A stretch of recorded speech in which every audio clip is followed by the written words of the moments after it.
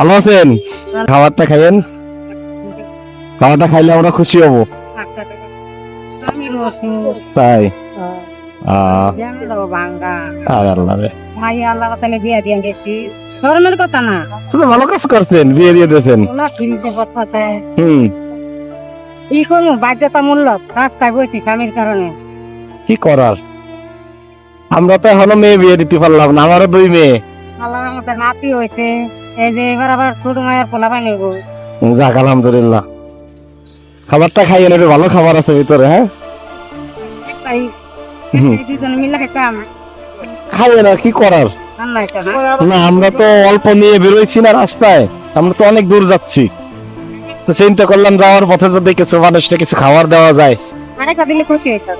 খুশি তো হইতেন, কিন্তু একটা তো কাকারা দিয়ে দিলাম। ওরা রান্না কথাটা কই, ওরা দোকানে টেহা উঠাই না আমার লোক বই আছে। তাই বললা যে আমি টেহা পাই। আচ্ছা, আর আল্লাহ রে। এই যে চোখ 2টা অপারেশন করা লাগবো, হার্টের সমস্যা 2টা অপারেশন করছি। ঠিক আছে, আল্লাহ হাফেজ, ভালো থাকেন। আচ্ছা আবার দেখা হবে। আবার দেখা হবে, ভালো থাকেন।